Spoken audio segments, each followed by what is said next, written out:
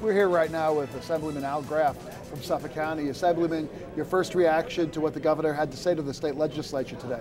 Well, there was one part in particular, and I've been out there pushing that we've got to get the cost of power down. And when he came out with that super highway, energy highway, and there was actually leading from the power plant in Buffalo right down to us, you know, look, I've been pushing this, I've pushed the idea, and I'm very excited about it. But the biggest thing is all the people that signed the petitions that were online, that went to the governor, right? We opened up an issue. And I'm a representative. How many petition signatures did you collect? We had over 500. 500 signatures went right to the governor's office. And there's posters out there, these little business cards. Yeah. They've been out all over the place. And what was amazing is when that part of the governor's speech came out, we're sitting there in the well, and everyone, a lot of the assemblymen, just turned around and looked at me and just went, "That's your bill." Right. I go, "I agree with you, 100%. I mean, this will change our economy." You say it's a game changer. It is a game changer. I mean, you look at what our schools are paying for electric, $80,000 a month for the smaller school districts. Sachem school districts, $240,000 a month in electric bill. Suffolk County, $179 million a month. Town of Islip, over $300,000 a month. Town of Brookhaven, over $450,000 a month. Okay, this affects our taxes, this affects our businesses. You know, you look at my bill, $260 a month I pay for electric on a budget. I've heard people talking about $300 a month. Businesses, think how this affects businesses. I think the governor got the message, all right?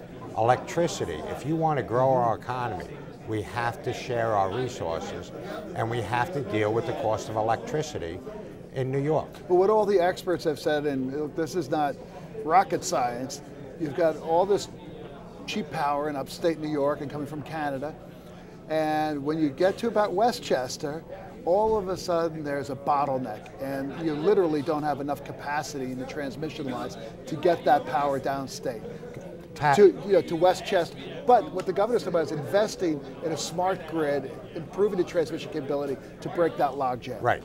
Well, the other thing too is understand it is coming down to us. Rockville Center gets it, Freeport gets it, Greenport gets it. Okay, it's down on Long Island. But we need more of it. Yeah, but the thing is, what you're not looking at, these people get credit. So if we take power out of the grid, LIPA, if you're a LIPA customer, they're paying 9 cents per kilowatt. Okay, if Rockville Center takes power out of the grid, they're paying 1.3 cents. There's not an extension cord going from. No, but there is.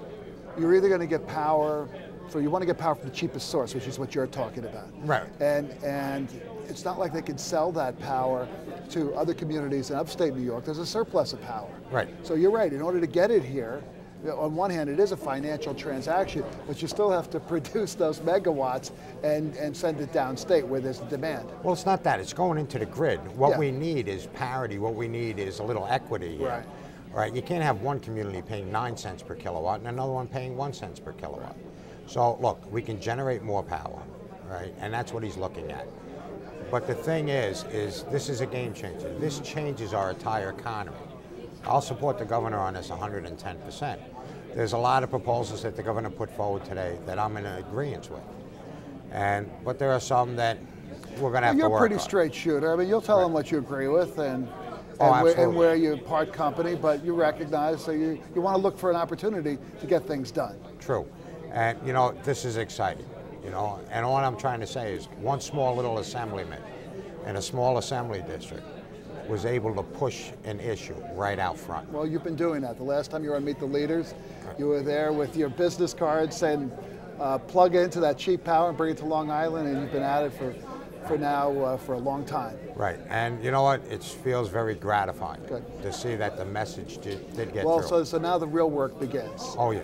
Because as you know, it's one thing for everybody to say we ought to do this, but you got to get it done. Oh, I'm not done yet, Pat. You know, I'm still going to push. I know that. But there are other things in the governor's budget that, you know, or his proposals that I think we're going to work on. And I think there are some good initiatives there. And there's a few things that I may not be in agreement with the governor on, but I think we're going to be able to work through our differences. All right.